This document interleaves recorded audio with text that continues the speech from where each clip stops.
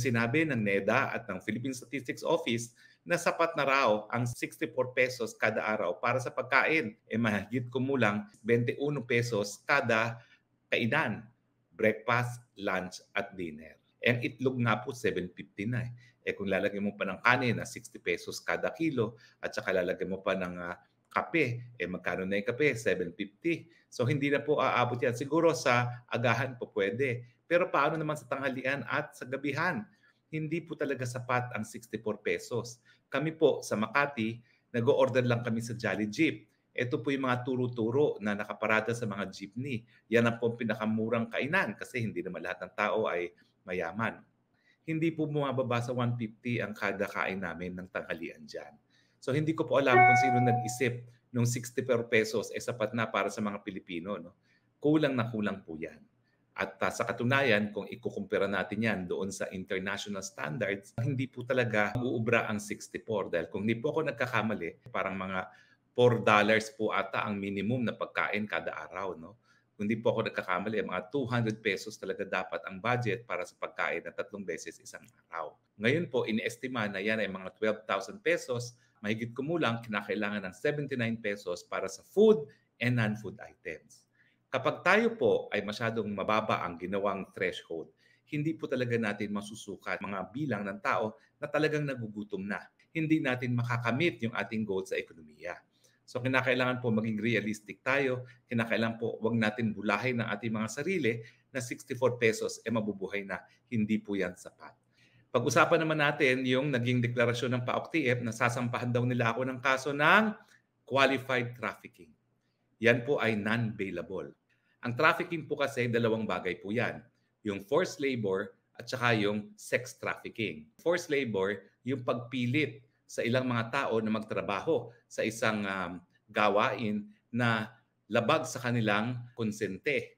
At syempre yung sex trafficking, kapag ikaw ay naging pimp, no, binibenta mo ang katawan ng mga tao para sa prostitusyon. Ang sabi nila, meron daw silang ebidensya dahil nga dun sa aking links daw sa Pogo na ako daw po ay pwede at kakasuhan talaga nila ng trafficking. Ano ba yung elemento ng trafficking? 3 po yan. Anong ginawa? Ikaw ay nag-recruit. Ikaw ay kumuha, nagdala ng mga tao para magtrabaho. Yung elemento ng means, pamamaraan, merong pananakot, merong pagpilit, o merong coercion. Ibig sabihin, labag doon sa konsente ng tao. At pangatlo, ano yung layunin o purpose? Ang layunin para nga pagsamantalahan yung gawain ng isang tao. So sa konteksto po ng Pogo, nakikita natin na may mga Chino na pinipilit magtrabaho sa mga Pogo kasi kinakailangan ang mga trabahante nila sa Pogo ay marunong mag-incheck o mag-Mandarin dahil nga po ito ay electronic gambling. Kaya maraming mga istorya na nagkakaroon ng sapilitan pagtatrabaho ng mga Chino miski ayaw na nila. Kaya merong daw mga torture chambers, etc.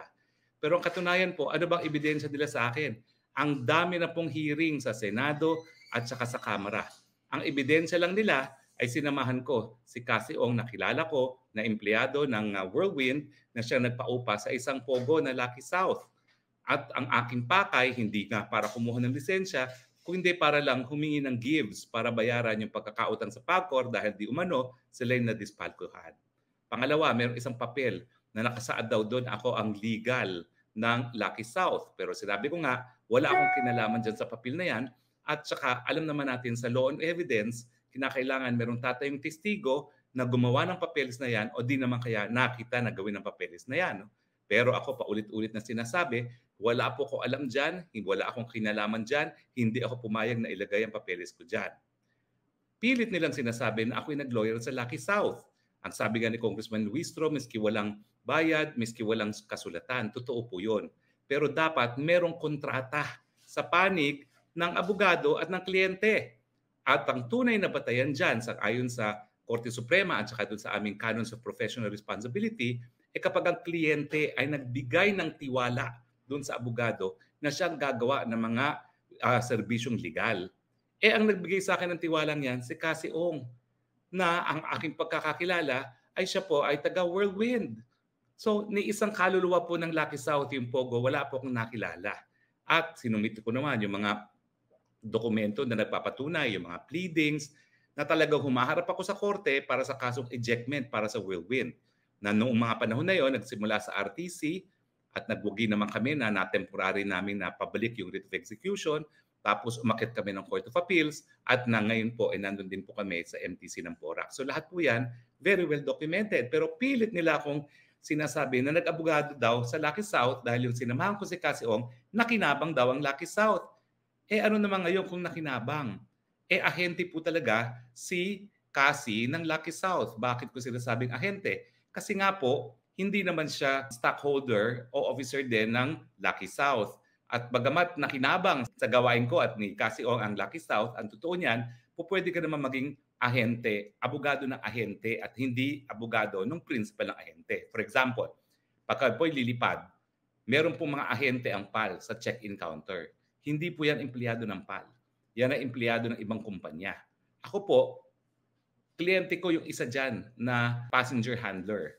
Okay? Pero hindi ibig sabihin, yung mga tao na nag-check-in, yung kumpanya ng mga tao na nag-check-in, palibasa, sinisilbihan nila ang PAL, magiging kliyente ko ang PAL. Ang kliyente ko lang, yung service provider at hindi yung eroplano mismo na PAL. Ganyan din po nangyari dyan. Ang aking serbisyuhan ay yung ahente ng Lucky South na Whirlwind, siya nagmamay-ari nung lugar na inuupahan nila at nagbibigay din ng kung ano nung serbisyo na kinakailangan nila kasi hindi nag-i-English yung mga Chino. So nasaan po ang human trafficking dyan? Talag po ang katotohanan, wala po talagang human trafficking dyan dahil wala naman akong aninong na Chino nakakilala dyan. Wala akong kahit sinong pinasok na trabahante dyan.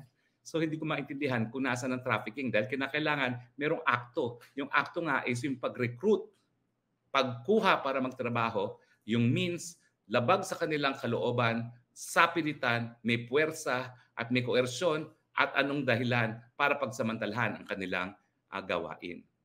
Wala nga ako ni isang kaluluwang na ipasok dyan sa Lucky South. Paano naman ako magiging guilty ng human trafficking? Ang tingin ko po, kabahagi po talaga yan ng panunupil sa lahat ng kritiko ng Marcos administration. At ngayon naman po, halatang-halata, tinatarget ang mga Duterte mismo at ako bilang tagapagsalita ni dating Pangulong Duterte na hanggang ngayon nagpapatuloy ng tagapagsalita ni Pangulong Duterte.